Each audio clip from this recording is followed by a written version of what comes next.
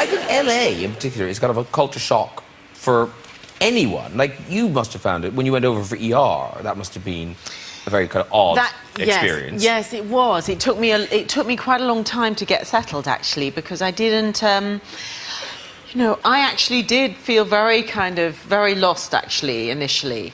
But after a while, then it sort of settled in. And I bought myself what the English people... You think we're all terribly proper, but when an English person goes... uptight. Oh.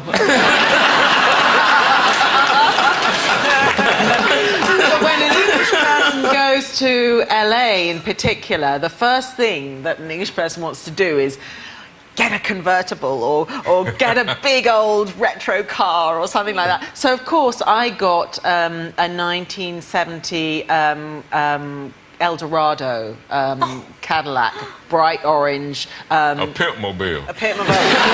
She was like 20 feet and 2 tons. And that's what I kind of drove around, and I thought I was super cool, except she just kept breaking down all the time. I just come back from LA, and it's, you know, it's a lovely weather and stuff, but it's kind of plastic. If a man or woman come up to you and they friendly, engaging, attractive, and just seem to be really interested in you, they're networking. Routinely. Several times I was talking to ladies like, oh wow, a beautiful lady struck up a conversation with me. This is unusual. Oh, your card. Oh. And the funny thing is, when Americans come here and they sit on the tube with the underground and try and, because Americans on the whole are quite friendly, and when they're friendly on the tube with English people, the English people just go, what do they want from me? Because Americans don't have any compunction about coming straight up to you and going, you know what, I've heard a lot about you, I want to pick your brain. And you say that to, like, the average English person, they'd be like, I think not.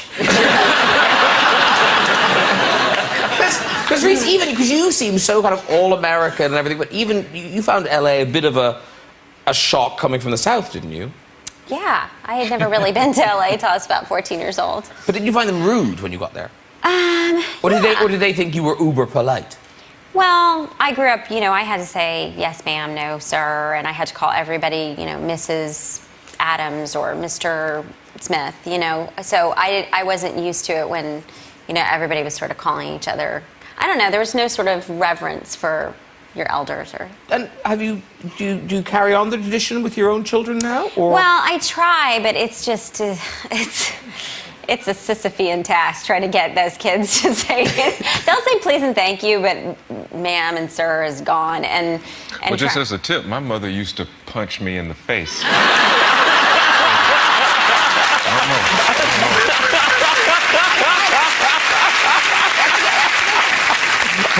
Well, what a top tip. Lovely to talk to everyone tonight. And it's now time for some music. Now, before we hear tonight's Stories in the Red Chair, I'd like to introduce you to one of my favourite bands at the moment. I love this band. I've been championing them on radio too. I really hope you're going to enjoy them. Performing their new single, Lost in Me, please welcome the Musgraves!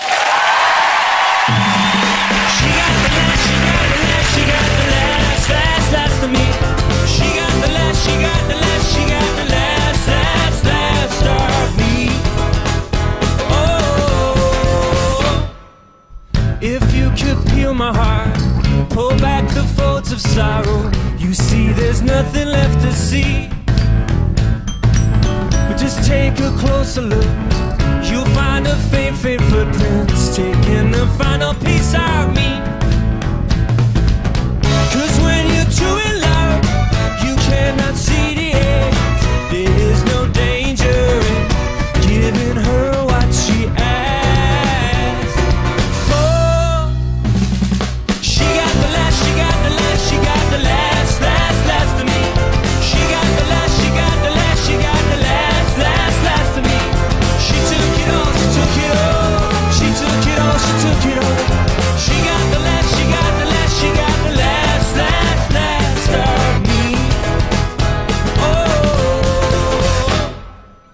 What can I offer you?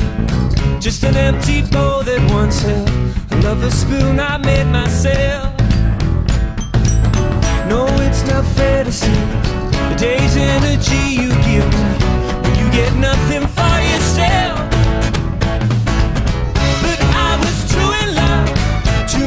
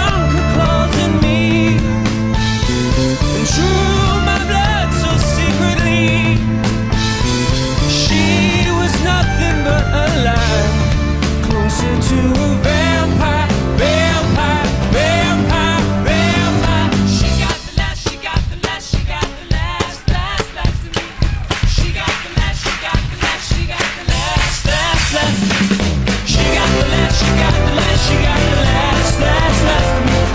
She got the last, she got the last, she got the last for me. She took it all, she took it all. She took it all, she took it all. She got the last, she got the last, she got the last.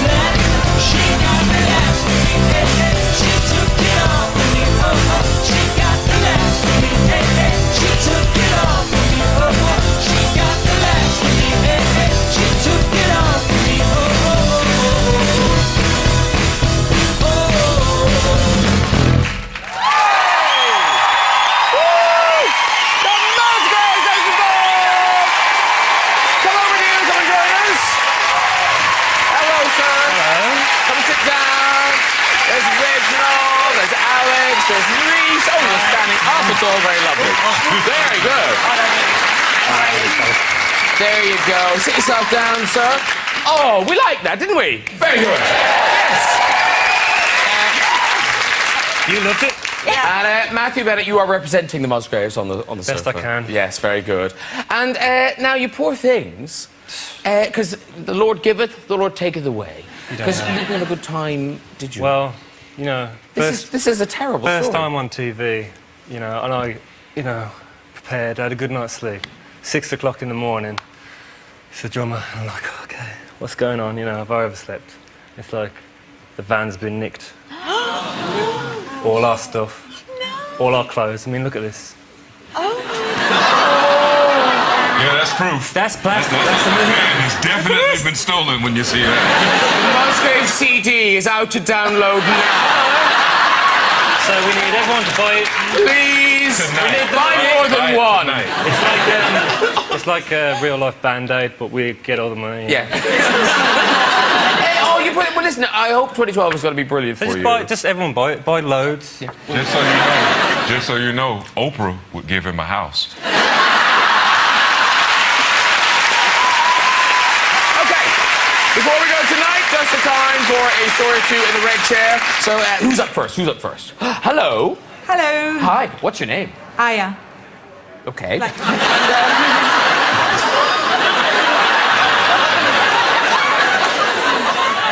sounds like something you say stalling for time. I'll get back to you. It's like your parents named you by pulling kind of letters out of a Scrabble bag. It's a high score, but I'm not sure. What's your surname? Oh, Vandenbush. Wow. She won the name lottery, didn't she? No. Aya Vandenbush? Is that German for I have a wonderful bush? Okay, Aya, I'm sorry, we're just laughing at you. And that's not right. So, do you come from a large family of Wanderbushes? Are there many of you? Not really, no. It's just my dad's side. My mum is not a Vandenbush anymore. No, of course, she married into the Vanderbush. I've a Wonderbush. I've a Vanderbush.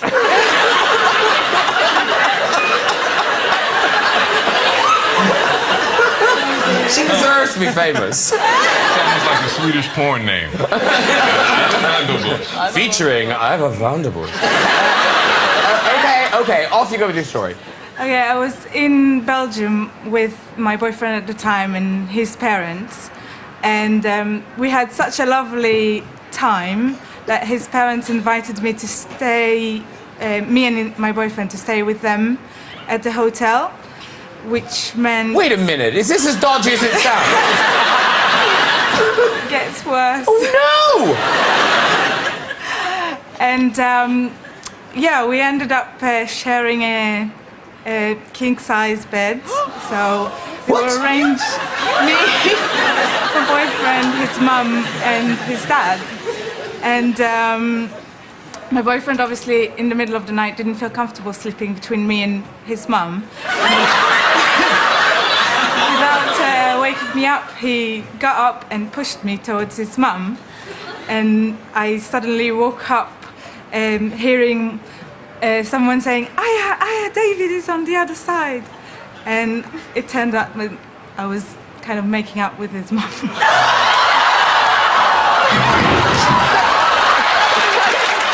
That is so wrong. Listen, well done, the red chair. Very good.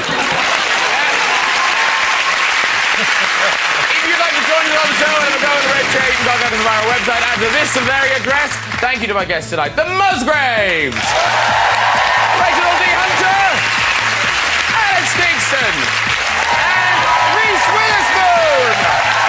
Woo! Join me next week with pop star Will Young, actor Dev Patel, and a very rare chat show appearance from the great Dame Judi Dench. I'll see you then. Good night, everyone.